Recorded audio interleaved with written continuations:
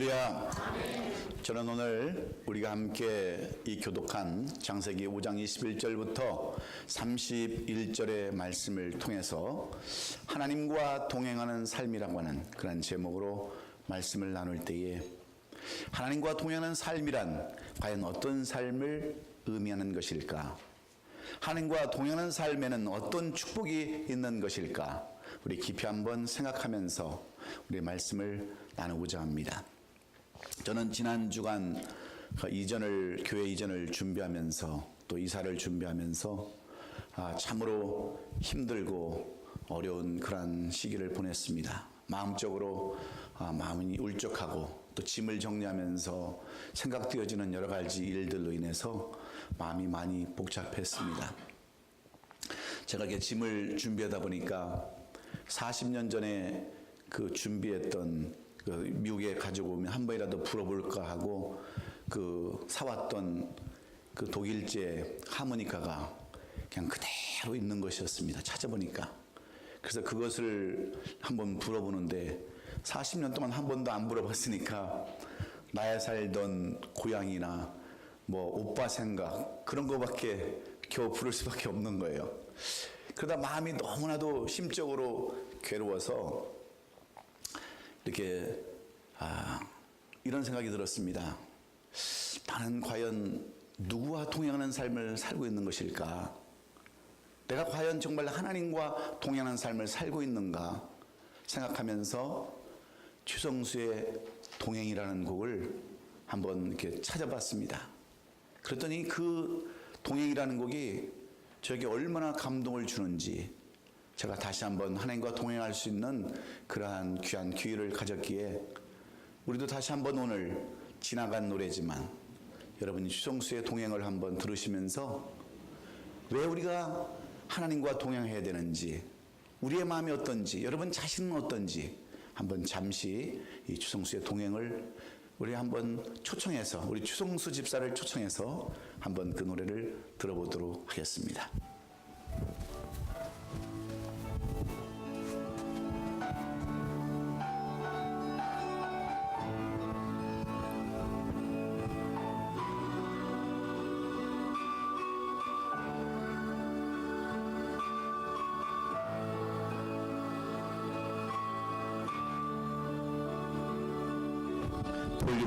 볼륨 올려주세요.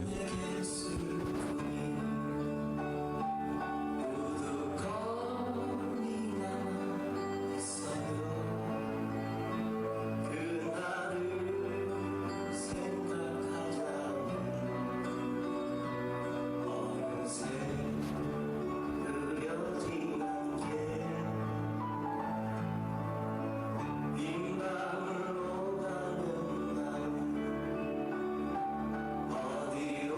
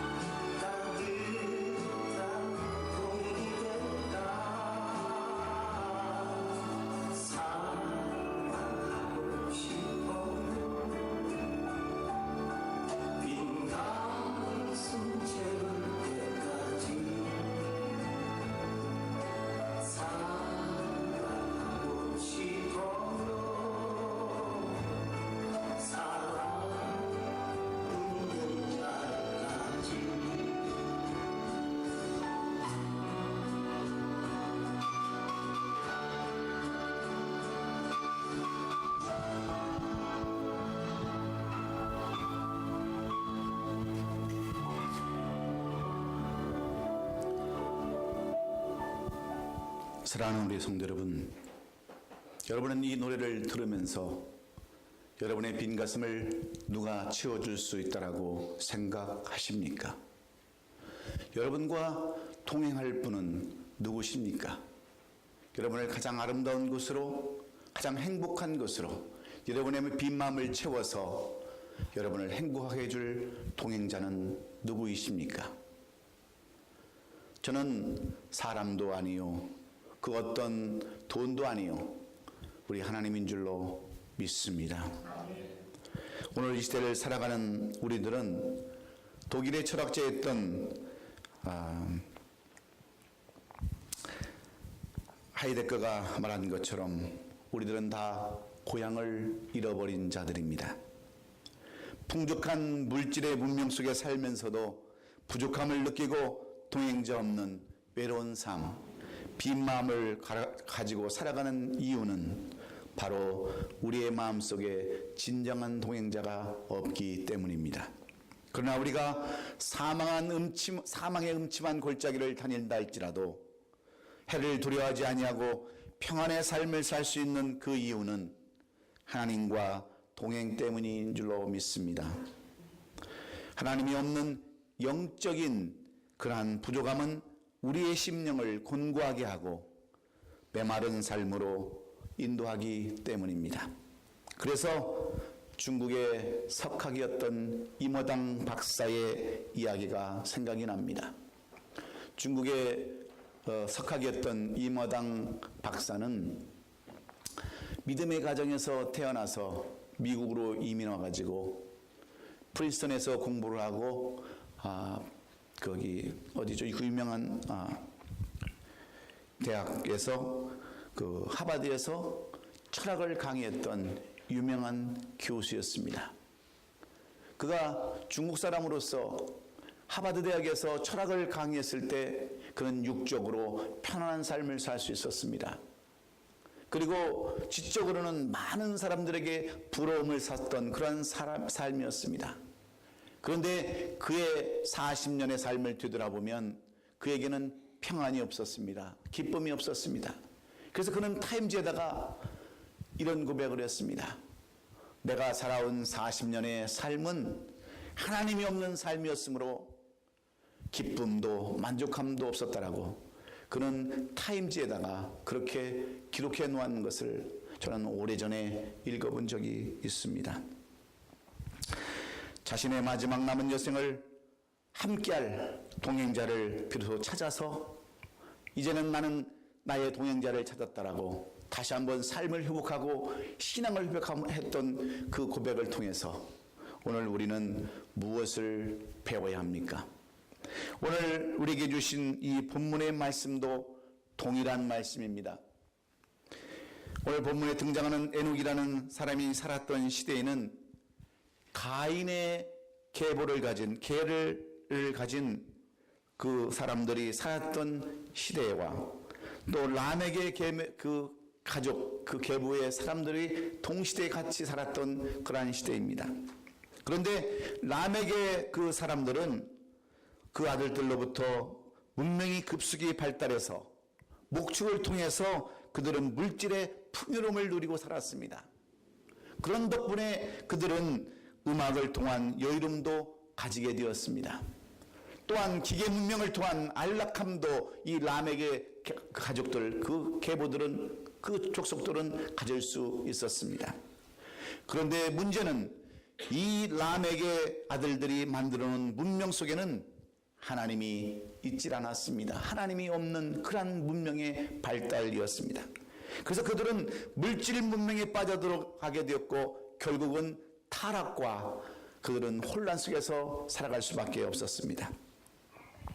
겉모습을 중요하게 생각하고 또 정욕에 따라 살아갔습니다. 세속적인 가치관이 그들의 삶을 지배하게 된 것은 하나님이 없었기 때문입니다. 그런데 이런 문화 속에서도 살아가는 사람들이 바로 에녹이었습니다. 에녹은 성경에 보면 이 에녹은 하나님과 동행하였다라고 이렇게 증언하고 있습니다. 여러분, 하나님과 동행했던 이 에녹은 어떤 삶을 살았다라고 성경은 짧게, 오늘 전체적으로 에녹에 관한 내용은 서너 절밖에 되지 않습니다. 그런데 이 성경은 어떻게 이 에녹에 대해서 말씀해 주고 있습니까? 그는 죽음을 보지 아니하고 하늘로 올려갔다고 하는 내용으로 이 하나님과 동행한 자에 대한 축복을 말씀해 주고 있습니다. 그리고 타락했던 이 인류를 홍수로 멸망할 때 그의 가문이었던 이 오직 한 사람, 누굽니까? 홍수에서 건진받은 사람, 노아의 그러한 선조였음을 우리에게 말씀해 주고 있습니다. 대가 끊어지지 않는 그러한 가정으로, 갑으로 이렇게 남아있음을 하나님과 동행한 사람 에녹을 통해서 우리에게 보여주시는 그러한 내용입니다.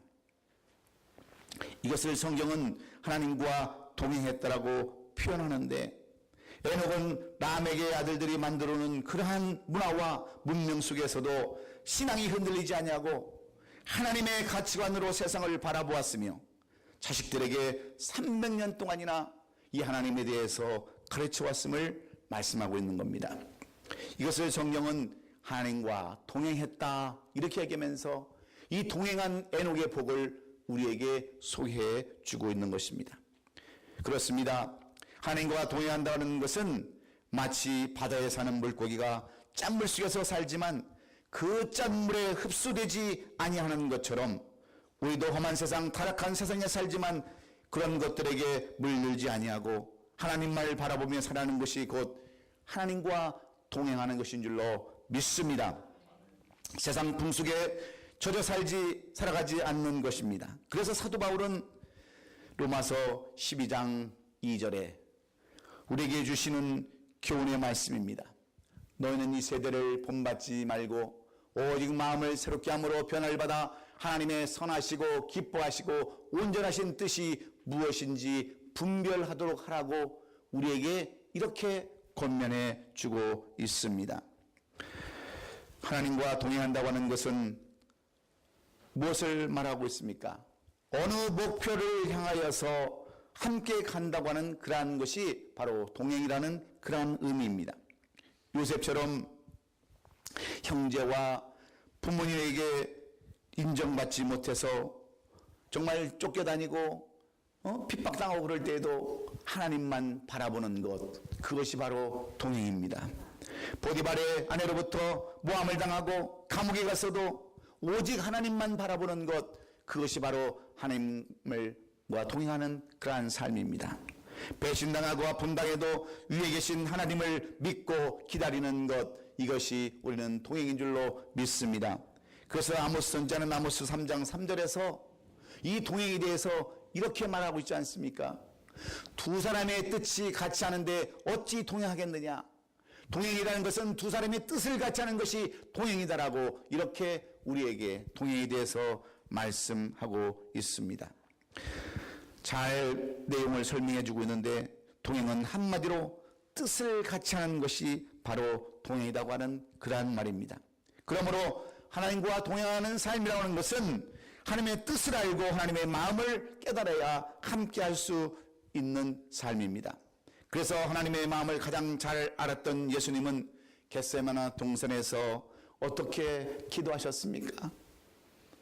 뻔히 십자가에 달릴 것을 알면서도 그 하나님의 마음을 이해하고 뜻을 알았기에 마태복음 26장 39절에서 예수님은 나의 원대로 마옵시고 아버지의 원대로 하시옵소서, 이렇게 모든 것을 다 하나님 앞에 맡기고 십자가에서 정말 예수님은 깨끗하게 의롭게 돌아가실 수 있었습니다. 그러면 이 시대에, 이 말세 시대에 살아가는 우리들은 어떻게 살아야 하나님과 동행하는 삶을 살 수 있을까요? 죽음을 보지 아니하고 우리 자손이 영원히 구원에 이르는 그러한 삶을 살아갈 수 있는 그러한 복을 누리는 하나님과의 동행은 어떤 삶을 의미하고 있는 것입니까? 여러분, 삶이 힘드십니까? 어렵습니까? 그것은 하나님과의 동행이 없기 때문에 그렇습니다. 저도 마찬가지입니다. 제가 힘들어할 때, 어려워할 때, 고통당할 때, 그것은 하나님과 동행하지 않았음을 저도 사실 고백합니다. 그래서 오늘 우리는 이 하나님과의 동행하는 삶이 무엇인가를 확실히 알아야 되는데, 오늘 이 성경에서 우리에게 주시고자 하시는 하나님과의 동행은 과연 무엇일까요? 첫째는 이 하나님과의 동행하는 삶이라는 것은 성령의 임재의 삶을 사는 것이라고 말씀하고 있습니다. 하나님과 동행하는 삶은 내용이 성령의 인도대로 인도하심과 성령의 임재 안에 사는 것입니다. 성경에서 요구하시는 대로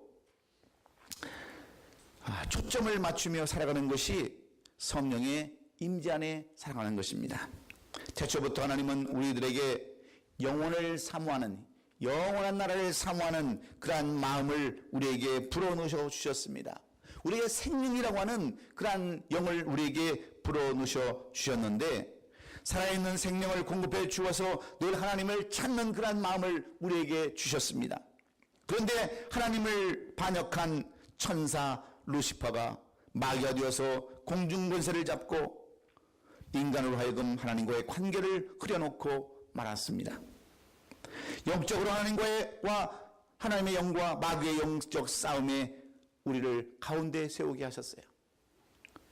그래서 우리는 항상 갈등하는 삶을 살아야 합니다. 이것을 사도 바울은 어떻게 표현해 놓았습니까? 로마서 7장 22절로 24절에 우리와 똑같은 마음을 이렇게 기록해 놓았습니다. 내 속사람은 하나님의 법을 즐거워하되 내 지체 속에는 한 다른 법이 내 마음의 법과 싸워 내 지체 속에 있는 주의 법으로 나를 사로잡는 것을 보는도다. 내 마음은 하나님을 향한 그런 마음이 있지만 또 다른 내 마음이 자꾸 세상적으로 물질적으로 흘러가게 만든다라고 그렇게 고백하면서, 최종적으로 그가 고백하는 내용은 무슨 내용입니까? 오라 나는 곤고한 사람이로다라고 이렇게 자신을 표현해 놓고 있습니다. 늘 영적인 가운데서 하나님의 편이 되느냐 마귀의 편이 되느냐 하는 갈등 가운데 사는 것이 우리들이라고 이렇게 사도 바울은 말씀하고 있습니다. 마음은 하나님을 향하되 육신으로는 마귀의 법을 따를 수밖에 없는 자신의 연약함을 이렇게 고백하는 사도 바울을 통해서 우리도 그런 사람임을 고백하지 아니할 수 없습니다. 이것이 그러므로 우리는 날마다 성령의 음성을 듣고 그분의 임재를 사모하면서 마귀와 그 마귀가 하는 모든 것들을 분별할 줄 아는, 깨어서 기도하는 저와 여러분이 되어야 될 줄로 믿습니다. 그것이 바로 하나님과 동행하는 삶을 사는 사람들의 모습인 겁니다.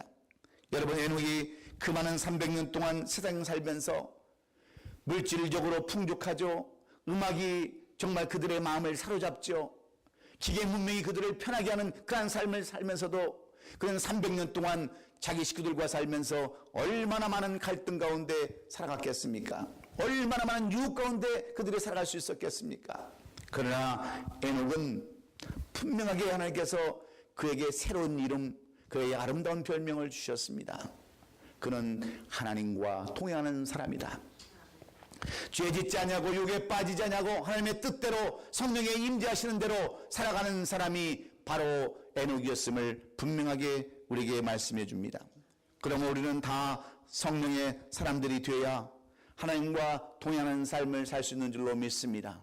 여러분의 양심에 따라서, 성령이 주시는 그 마음에 따라서 하나님과 동행하는 저와 여러분이 되심으로 세상과 타협하지 않냐고, 세상 속에 빠지지 않냐고, 유혹에 빠지지 않냐고, 성령이 우리에게 주시는 음성을 듣고 살아나감으로 말미암아 하나님과 동행하시는 저와 여러분 될 수 있기를 예수님의 이름으로 축원합니다. 두 번째로, 동행하는 것은 무엇인가? 하나님과 동행하는 삶이란 도대체 어떤 삶인가?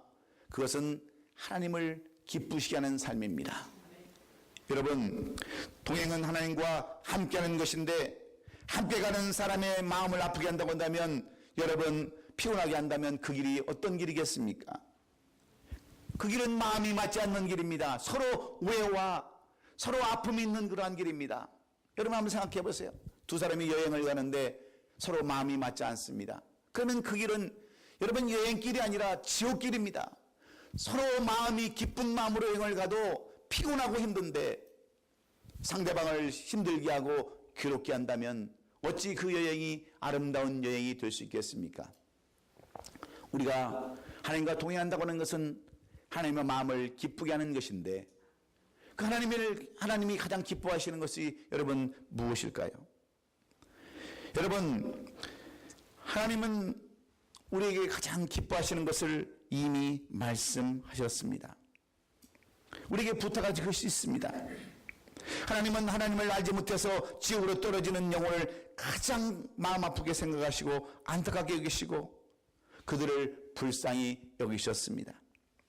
어떻게 해서라도 한 영혼이라도 건지시기 위하신 그러한 마음뿐이셨습니다.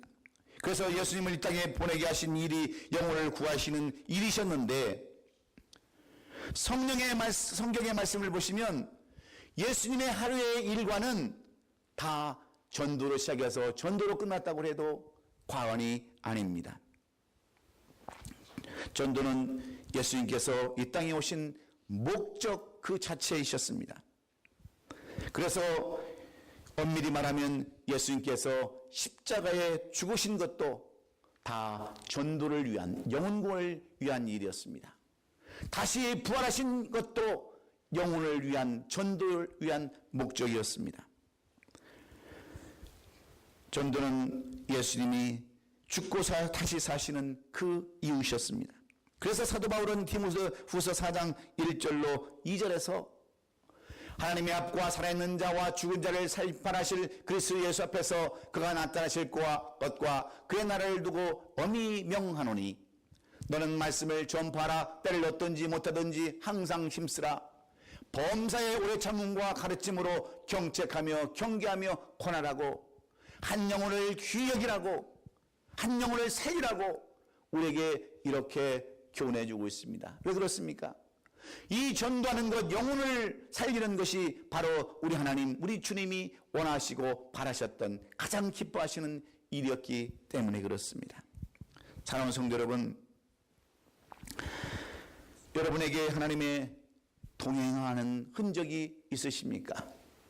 하나님이 동행하셔서 모든 일을 순조롭게 하시고 여러분을 평안과 기쁨 가운데 인도하시는 동행이 있으십니까? 없으십니까? 여러분, 하나님이 동행이 없다고 하는 것은 내가 하나님을 기쁘게 하는 삶을 살지 못한다고 하는 말씀과 어떻게 보면 비슷한 말씀입니다. 그런데 우리 하나님을 가장 기쁘게 할 수 있는 것, 그 첫 번째 방법이 바로 영혼을, 하나님이 가장 원하는 영혼을 주님 앞으로 인도하는 것입니다. 여러분, 그것밖에는 무엇이 더 하나님께서 원할 게 있겠습니까? 우리가 여러분 하나님께 돈을 드리는 것을 하나님이 기뻐하시겠습니까? 물질을 드리고 그냥 형식적인 예배를 드리는 것을 하나님이 기뻐하시겠습니까? 주님이 가장 기뻐하시고 하나님이 가장 기뻐하시는 것은 하나님의 가장 근본적인 목적인 영혼 구원하는 데 있음을 우리는 기억해야 합니다. 여러분, 교회의 존재 목적이 무엇입니까? 나 혼자 잘 믿고 나 혼자 천국 가는 것이 이 교회의 목적입니까? 교회가 존재하는 목적은 내가 예수를 믿고 온전한 그리스도의 제자가 되어서 한 영혼이라도 주 앞에 인도하는 것, 전도하는 것이 바로 이 교회가 있는 목적인 줄로 믿습니다. 그래서 우리는 주님이 가장 기뻐하시는 이 전도의 사역을 우리가 감당해야 되는데, 여러분 힘든 일 있으세요? 사업이 잘 안 되십니까? 건강이 약화되셨습니까? 기도해도 응답이 없으십니까? 저는 여러분에게 이 주님이 가장 기뻐하시는 전도를 감당할 때 우리 주님은 여러분의 기도를 응답해 주시고 동행해 주시는 줄로 저는 믿습니다. 사랑하는 성도 여러분, 그렇습니다. 전도만이 주님을 가장 기뻐하는 이러한 수단이요 방법이기 때문에 오늘 이제 2017년도 우리 전반기 이제 마지막 한 달을 이렇게 보내는 2월에 전도에 힘써서 우리 교회 피어대로 전도에 힘쓰고 선교에 힘쓸 수 있는 우리 성도들이 다시 한번 되어서 하나님이 여러분에게 내시는 그 복, 죽지 않고 영원히 사는 복, 그리고 그 가정을 구원의 방주로 쓰임받는 놀라운 역사들이 여러분과 저의 가정에 있기를 예수님의 이름으로 축원합니다. 그래서 빌리 그람 목사님은 영혼 구원의 인생을 다 바치셨습니다. 그런 설교하실 때마다 늘 구원의 초대를 해서 믿지 않는 영혼들을 다 일어서게 하고 구원의 확신을 갖게 하고 거기에다가 또 축복을 기도해 주는 그런 삶을 오랫동안 사심으로 말미암아 수많은 사람들이 구원받고 하나님을 기쁘시게 하는 삶을 살았던 것을 우리는 봅니다. 슈텐베르크가 그린 예수님의 그림 중에는 이런 그림이 있습니다. 머리에는 가시관을 쓰시고 또 빌라도와 유대인들, 장로들, 그 다음에 모든 제사장들 앞에서 희롱당하고 조롱당하시고 멸시당하시는 그러한 모습을 그렸는데, 그 그림의 제목은 이 사람을 보라는 그러한 그림입니다. 그리고 그 그림 밑에다가 이런 글을 써놨습니다. 나는 너를 위해서 이렇게 하였는데 너는 나를 위해서 무엇을 하느냐 하는 내용을 써놨습니다. 이 그림을 보고 감동을 받은 하버겔이라는 사람이 오늘 우리가 함께 같이 찬양 불렀던, 찬송 불렀던 311장 너는 내 너를 위하여 라고 하는 찬송을 이렇게 작시하게 되었습니다. 그림 하나를 보고도 내 너를 위하여 몸버려 피 흘려 내 죄를 속하여 살 길을 주었다. 널 위해 내 몸을 주었건만 너 무엇을 주느냐? 널 위해 몸을 주건만 너 무엇을 주느냐고 묻는 이 물음으로 글을 쓰기 시작해서 오늘 우리가 함께 부르는 찬송가, 우리를 들여다보는 찬송가로 이렇게 거듭났습니다. 여러분, 주님은 우리를 위해서 모든 것 다 주셨습니다. 몸과 피를 다 물과 피를 쏟으시면서 희생하시고 죽기까지 하셨는데 여러분은 그 주님을 위해서 무엇을 하기를 원하십니까? 그것은 오직 전도, 주님이 가장 기뻐하시는 것, 그거밖에 없음을 여러분 기억하시기 바랍니다. 에녹은 300년 동안 세상에 정말 치우치지 않냐고 하나님의 심정을 깨달아 자손들에게 하나님을 전하여 하나님을 기쁘시게 함으로 말미암아 노아라고 하는 그 믿음을 잃어버리지 않고 믿음을 끝까지 지키면서 100여 년에 걸친 그러한 세월 동안 방주를 짓고 하나님의 말씀대로 순종하고 인내해서 결국 이 에녹의 가문, 그 가문을 지켜낼 수 있었음을 여러분 기억하시고 이 전도의 사명을 잃지 않는 우리 얼마나 아름답게 성도들이 될 수 있기를 예수님의 이름으로 축원합니다. 마지막으로 하나님과 동행하는 삶은 어떤 삶입니까? 말씀대로 살아가는 것이 바로 하나님을 기쁘시게 하는 것이요 하나님과 동행하는 삶인 줄로 믿습니다. 오늘은 사실 이 절기로 따지면 오늘은 성령 강림 주일입니다. 이 성령 강림 주일은 예수님께서 다시 부활하시고 승천하실 때 수많은 제자들 앞에서 약속하신 그러한 말씀이셨는데 사도행전 1장 8절에 보면 이렇게 말씀합니다. 오직 성령이 너에게 임하시면 너희가 권능을 받고 예루살렘과 온 유대와 사마리아 땅끝까지 이르러 내 증인이 되리라 하시면서 성령이 임하시면 큰 권능을 받고 땅끝까지 예수 그리스도의 증인이 된다라고 말씀하고 있습니다. 그러면 여러분 성령님은 누구십니까?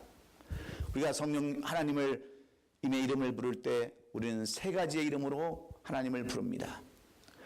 온 우주 만물을 지으신 창조주 하나님이라고 하는 그 하나님의 이름과 하나님의 일을 직접 인간들에게 하시기 위해서 인간의 몸을 입으시고 오신 예수님의 또 다른 이름과 성령으로, 보이지 않는 성령으로, 보혜사 성령으로 우리를 돕기 위해서 오신 성령님 세 분의 이름이 있습니다. 이 세 분의 보혜사로 오신 이 성령님의 말씀을 우리가 오늘도 듣고 따라서 우리는 말씀을 듣고 그 말씀을 가지고 기도하고 찬송하고 예배를 드립니다. 그래서 지금도 우리 가운데 운행하시면서 인도하시는데 이 성령의 인도함을 받고 있지 않는다고 한다면 우리의 삶은 하나님과 동행할 수 없는 삶임을 분명히 우리는 알아야 합니다. 그래서 이 사도행전 10장 이후에 가보면 우리에게 한 사람을 소개해 주는데 바로 로마의 군대 백부장이었던 고넬료를 우리에게 소개하고 있습니다. 이 고넬료라는 사람은 로마 사람입니다. 가이사랴에 파견되어 나온 군대 백부장이었습니다. 당시 이스라엘 총독 관저가 가이사랴에 있었는데 거기를 담당하는 백부장의 역할을 감당하고 있었고 그는 로마 황제에게 충성을 다해야 하는 사람이었습니다. 예수를 믿을래야 믿을 수도 없는 그러한 사람이었는데 그는 어느 날 기도를 하다가 음성을 듣습니다. 환상을 듣습니다. 이 고넬료에 대해서는 어떻게 말씀하고 있느냐면 그가 경건하여 온전한 신앙과 더불어 하나님을 경외하며 백성들을 많이 구제하고 항상 하나님께 기도했던 사람이라고 이 고넬료에 대해서 성경은 그렇게 기록해 놓았습니다. 그는 비록 로마 사람이었고 로마 황제에게 충성을 다해야 하는 사람이었지만 그는 하나님의 말씀을 듣고 그 말씀대로 기도하며 많은 사람에게 구제를 감당했을 때에 어느 날 그에게 하나님의 환상과 음성이 들려집니다. 그 말씀이 무엇입니까? 그 말씀은 가서 베드로를 청해서 말씀을 들으라는 거예요. 그런데 똑같이 베드로 시몬도 똑같은 음성을 듣습니다. 환상을 봅니다. 그래서 이 고넬료가 베드로를 초청해다가 온 가족들이 그 말씀을 듣고 변화받고 성령 충만받아서 구원에 이르게 되었다고 하는 귀한 내용들이 이 사도행전 10장 이하에 기록되어져 있습니다. 여러분, 우리가 하나님과 동행하는 그러한 삶은 어떤 삶입니까? 우리에게 수없이 전하는 이 하나님의 말씀을 듣고 그 말씀대로 순종하는 것, 그 말씀대로 살아가는 것이 바로 하나님과 동행하는 삶입니다. 내 뜻대로 사는 것이 아니요 내 의견대로 내 결정대로 사는 것이 아니라 바로 하나님의 말씀에 따라 그렇게 순종하면서 기도할 때 여러분 우리의 듣는 말씀의 자세가 달라져야 됩니다. 여러분 아무리 말씀이 좋다 할지라도 여러분이 말씀 듣는 자세가 여러분 삐딱하거나 잘못되었다고 한다면 어찌 그 말씀이 살아 역사할 수 있겠습니까? 그래서 우리가 오늘 드리는 예배도 말씀을 듣고자 하는 그러한 자세로 여러분 예배를 드려야 되고 말씀을 들어야 그 말씀이 여러분 응답되는 줄로 믿습니다. 그래서 요한계시록 2장 7절에서 아시아에 있는 7 교회에게 말씀하실 때 뭐라고 말씀합니까? 귀 있는 자는 성령의 귀에 들게 하시는 말씀을 들을지어다 이렇게 교훈하고 있습니다. 여러분 누구와 동행하느냐에 따라서 우리의 인생이 달라지고 우리의 삶이 달라집니다. 전능하신 하나님과 동행이 있어야 인생의 최고의 삶을 살 수가 있는 줄로 우리는 믿습니다. 그러면 여러분 결론적으로 어떤 삶을 살아야 합니까? 우리는 오늘도 보혜사 성령으로 오셔서 이 성령 강림절에 보혜사 성령으로 오셔서 우리에게 오늘도 여러 가지 말씀으로 때로는 마음으로 생각으로 아니면 말씀으로 주시는 그 성령의 안에 거할 때 우리는 하나님과 통하는 삶을 살게 되는 줄로 믿습니다. 그리고 하나님이 가장 기뻐하시는 삶, 한 영혼을 주 앞으로 인도해서 하나님을 기쁘시게 하고 의인 99명보다 한 명이 더 귀하게 여기시는 그런 하나님의 놀라우신 뜻을 우리가 발견하고 전도에 힘쓸 때에 오늘 우리는 주님과 동행하는 삶, 그래서 나도 죽지 아니하고 영원한 구원을 얻으며 내 가족들이 영원히 구원을 누리는 그러한 축복을 누리게 될 줄로 믿습니다. 그리고 말씀대로 순종하는 삶을 살 때 우리는 하나님과 동행해서 우리의 모든 길들을 인도해 주시고, 여러분 한번 생각해 보세요. 하나님이 여러분과 함께 동행하시는데 우리가 못할 일이 어디 있겠습니까? 문제는 하나님이 우리와 동행하지 않은 데 있습니다. 그러므로 오늘 이 말씀을 통해서 하나님과 동행하는 삶이 어떤 삶인가를 다시 한번 여러분 삶 속에 잘 정립을 해서 오늘 이 말씀이 여러분이 결단하고 강원한 데까지 나가는 귀한 말씀이 될 수 있기를 주의 이름으로 축원합니다. 다시 한번 여러분에게 권면합니다. 하나님은 늘 우리에게 성령을 통해서 우리를 인도하시기를 원하십니다. 양심을 통해서, 마음을 통해서, 생각을 통해서, 때로는 우리에게 귀한 성경의 말씀을 통해서 우리를 인도하시기를 원하시는데, 여러분이 그러한 성령 안에 임재하신다고 한다면 반드시 하나님은 우리와 동행할 줄로 믿습니다. 하나님이 기뻐하시는 삶을 살면 하나님은 반드시 우리와 동행할 줄로 믿습니다. 하나님의 말씀대로 순종하면 하나님은 우리와 동행하셔서 여러분이 이루지 못한 일들, 여러분이 정말 해결하지 못한 문제들을 다 해결받고 이 6월은 정말 아름다운 계절이었다라고, 내가 하나님을 만나서 이 문제를 해결받았다라고 고백하는 이 6월달이 다 될 수 있기를 우리 구주 예수 그리스도의 이름으로 축원합니다. 축원합니다. 기도하겠습니다. 고맙고 감사하신 우리 아버지 하나님, 이제 6월 2017년 전반기 마지막